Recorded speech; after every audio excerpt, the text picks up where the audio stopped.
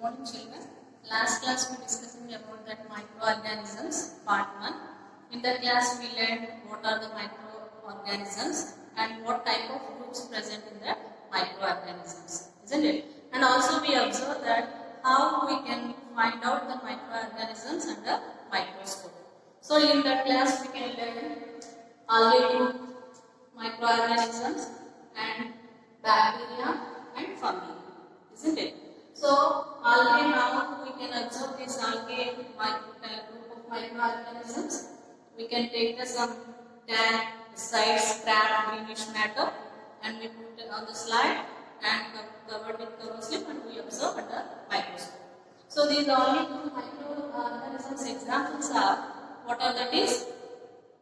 Spirogyra, diatoms and Chlamydomonas. These are the some examples of algae group. And next one is bacteria. So these bacteria are present in everywhere. Okay, even in our human bodies also bacteria is present. And if you see in our surroundings everywhere we can observe bacteria in our body and also in our kitchen. In kitchen also so many bacteria are present. Okay, so how we can observe the bacteria? The source of bacteria we can take a buttermilk. In that buttermilk, a curd, the sample we can collect, take it and put on the slide, and after we add some crystal violet, and after we can slightly give the flame, and when the buttermilk dried up, and after we gently give some water because it becomes too stale. After we can observe clearly under microscope. So that time we can observe the bacteria present lactobacillus, because in the curd or buttermilk the bacteria that is the lactobacillus is present. So that bacteria we can observe under microscope. Okay, and next one is fungi. So fungi, in the group of fungi, some organisms are we can see our naked eye. Okay, and some are we can't see. So here some are big in size and some are small. Okay, so these big are example. Yesterday in the last class I can say that. So some in the rainy season, in the tree trunk, some type of umbrella structures, umbrella-like structures we can observe. So that is we can see our naked eye. But these are belongs to fungi group. Okay, example that is mushroom. And some fungi microorganisms are we can't see with our naked eye, only we can see under microscope. These are some examples. Molds. Already last class we can discuss that. Bread mold, and next one is yeast. This is the another example of this fungus group. Okay, so this is actually this is a helpful fermentation process, and is present in palm slab. So in Telugu we call that is the kallu. So in palm slab, the kallu that this type of fungi microorganism is present in that. If you take the some drop of this palm slab and you can put it on the slide, and we can take this drop and we cover it with cover slip and observe under microscope. We can observe this yeast, the fungus that can look like some the single cell organism. Yeast.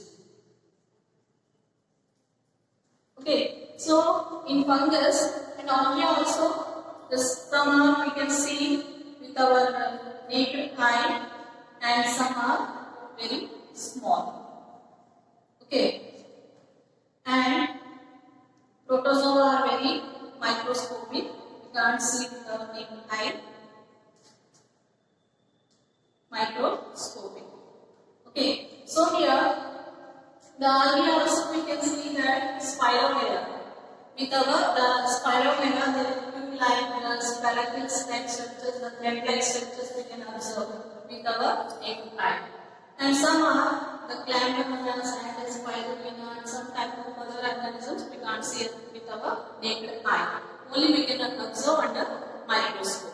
Okay, and bacteria is also very microscopic. But one bacteria, the recently 1997, the scientists have identified one bacteria that we can see with our naked eye. That is the Clambokinesis, the bacteria. So here, and its family is also we can see some organisms are little bit big. We can see with our naked eye. That is the example, mushroom. And some are very small. That's the mold and yeast. Okay.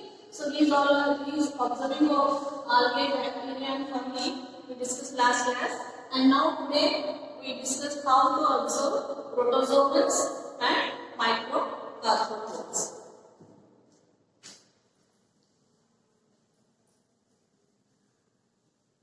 Okay, so here today we discussing here how to observe protozoans. So observing protozoans.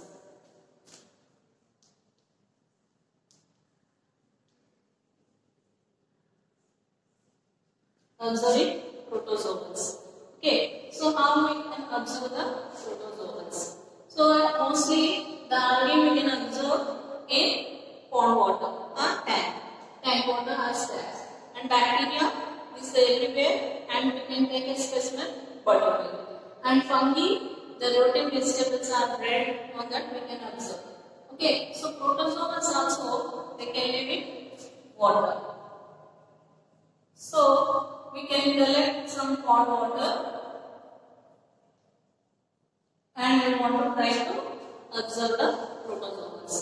But in the pond water, not that much of number of protozoans are available to be observed under microscope.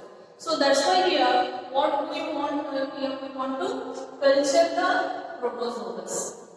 Culture the protozoans means we want to increase the number of protozoans.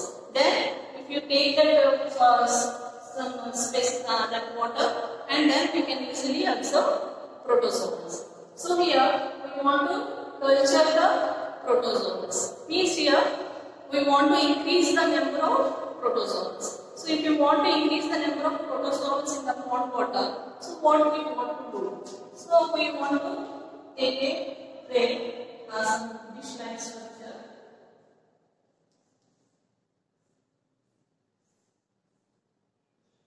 Take the some tray and we can collect some pond water. In here we can take the pond water.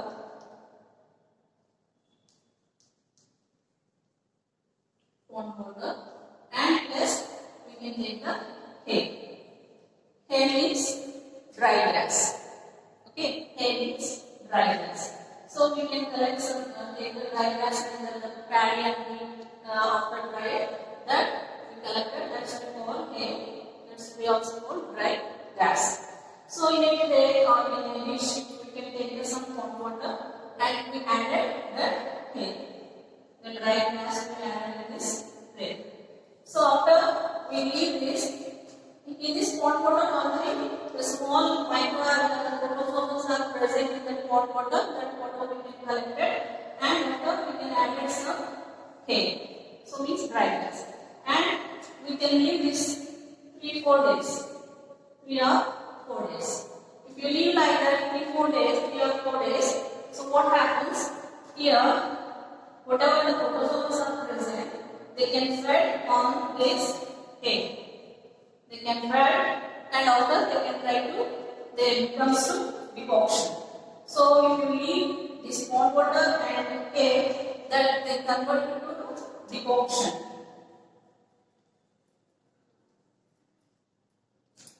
So that the prepared decoction means here they can leave like that. So here they can increase the number and they can turn into some fully changed, that's we call decoction. And here what happens, the protozoans are fed on this hay and they can increase their number.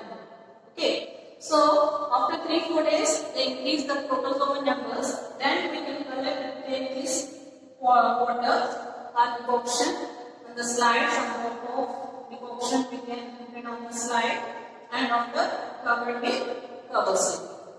Okay, so then we observe under microscope.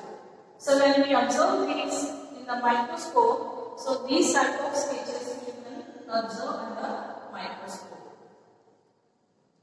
Okay, amoeba. And next examples, what are that is last class we discussed. Amoeba, paramecium, uvula, entamoeba, okay, plasmodium. So all these are some examples of these protozoans or protozoa microorganisms. Okay, amoeba and next one is what is it? Paramecium.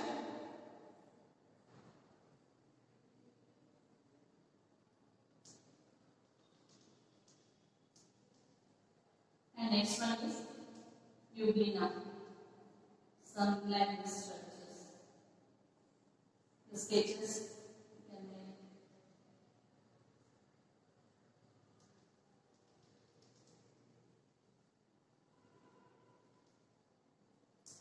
Okay, so amoeba.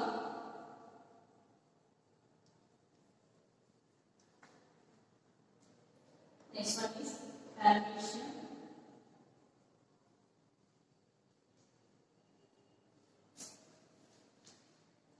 Next, this one is Euglena.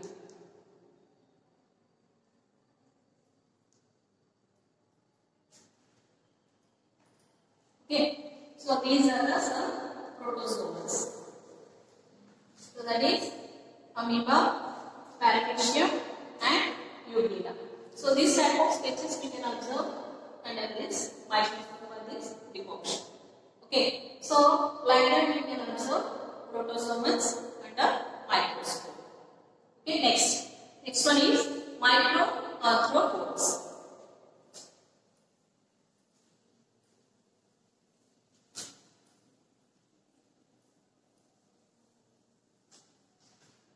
Observing microarthropods.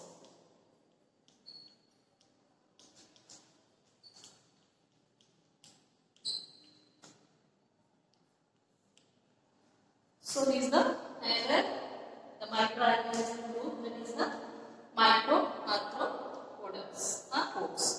So here arthropods means jointed legs. Jointed legs. And micro means small or very minute. So very minute jointed legs organisms which they can observe, they can classified, they put it into this group, that is the microarthropods. So here actually the microarthropods group, some animals are, that is the examples, prawns, cockroach, scarabeo, and some insects. So these all are the group that comes to this arthropods group. So here these are also very minute small organisms present. That's we call microarthropods. Mostly they can live in the in soil and water, and some are present also in the human bodies also. So these microarthropods we can observe in the soil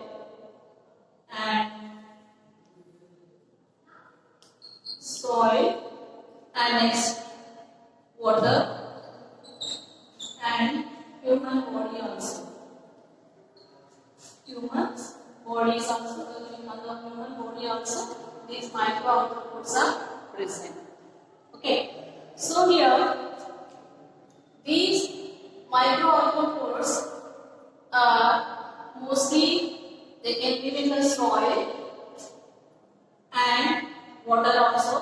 In the soil they can decompose the dead materials and they can convert it into the compost or organic matter, or they can convert it into the minerals which they can use the plants. Okay, so here in the microarthropods in the soil, whatever the some microarthropods present in the soil, they decompose the materials, decompose it and they can try to turn into minerals. And these minerals used by plants. Okay. And in the water, some type of arthropods are present. It is food to some small fishes and some planktons alike. And some are present in the human body also. That is mainly eyelashes. In the eyelashes, that are present in eyelashes. That is, and some are present in the human body also. Okay, children. So here, some microarthropods are present in our human body also. In the eyelashes, then in the eyelash mite. Then the small microarthropoda microorganism named eyelash mite. And another one is scabies mite. These are some examples of microarthropods which are present in our body. So in the eyelashes, they have small this eyelash mite is present that we can't see our naked eye, but this causing the itching. Sometimes you can feel the itching like sensations because of these microarthropods. Okay, so here these microarthropods they can live in the soil, water, and human bodies or other animals' bodies as a parasite. And here in the soil, what they can do, they can try to decomposing the materials and dead and decay materials and they can convert it to the minerals, which is helpful to the plants. And in water also some small microorganisms are present. It is food for this planktons and fishes. They can use these microarthropods. And here in the soil, some bacteria and fungi also in the pore member they can present in the soil. Bacteria and fungi. So these microorganisms also present in the soil. Okay, so these microorganisms, bacteria, fungi, and microarthropods, they can live in soil also, and they can fertile the soil. They can helpful to make the soil become to fertile. Okay, so here, for example, see 1 acre. In 1 acre, so think in 1 acre place. In one area, they present the top 8 inches.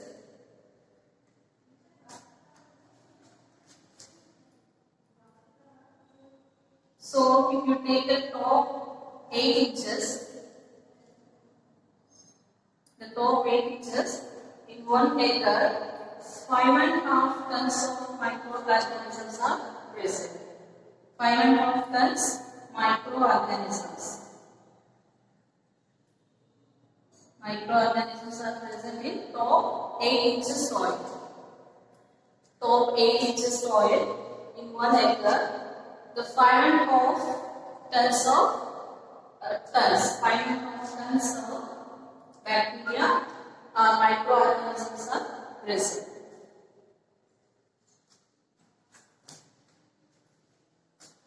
Okay. And here, these what the microorganisms means that the bacteria, fungi, and microarthropods. These organisms, what they can do, they can help to soil become to fertile. But nowadays, what happens? The humans and the farmers can use the more amounts of pesticides and insecticides. So what happens here? When they can use more amount of pesticides and insecticides, these microorganisms are killed. The harmful insects and the pests and microorganisms are also killed by the pesticides and insecticides. So then what happens here? The soil fertility comes to decrease. Okay. So that's why here actually these are very helpful to the soil. But using of excess of amount of these pesticides and insecticides, they kill these microorganisms. observing soil microorganisms. So now we can say the different type of microorganisms present in the soil. So here, how we can identify or how we can observe these soil microorganisms. So first you can take the some one glass or in a beaker, and in this beaker you take the some soil particles. Some little bit soil, you can collect some soil, and after add the water, and fully you can stir. Fully you can stir the soil and water. Fully mix up and stir it, and next settle in this the soil particles. Slowly they can come to settle down.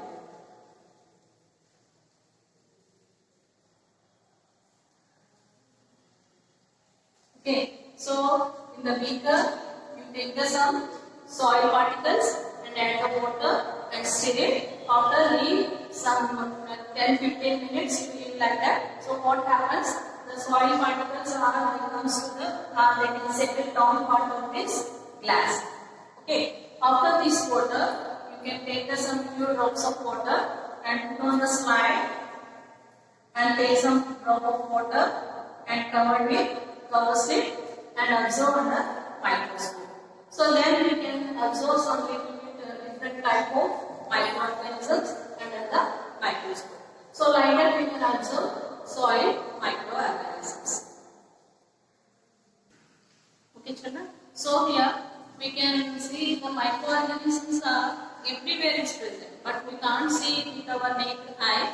Only we can see it through the microscope. So that's why we call that is the microorganisms. And these microorganisms are present everywhere. So means here they present in water and air, soil. So everywhere the microorganisms were present. And also the microorganisms they can live in the cold conditions and very hot conditions, means desert regions and polar regions and marshy regions. So everywhere they can live. So the microorganisms are live everywhere. So in water, air, soil also present, and in any type of environment, any type of environmental conditions they can live. So that's the hot or cold or marshy area, desert area, or everywhere, any type of environment they can survive. Okay. So now these microorganisms causes some diseases also. Okay. Microorganisms this causes some diseases. What are the? Typhoid, tuberculosis, and actually septicemia. So these are caused by bacteria. Okay. And some other diseases like the skin diseases that are caused by fungi. Means here the red color circles are on the skin and itching. So that type of diseases will be caused by this fungi and microorganisms. And next one is there is the malaria and amoebiasis. So these diseases are caused by protozoans. So these cause malaria and amoebiasis. This malaria was caused by Plasmodium and amoebiasis Entamoeba histolytica. So these are the microorganisms names Plasmodium and Entamoeba histolytica. These are causes this malaria and amoebiasis by protozoans. Okay, these are some microorganism diseases, that is typhoid, TB and septicemia, skin diseases, malaria and anemia. These are causes by some type of microorganisms. That is the first bacteria and this fungi and this diseases by protozoans. Okay children, today assignment, what type of microorganisms we can observe in pond water. And second question, how do you observe lactobacillus bacteria? Okay, these two questions you can answer in your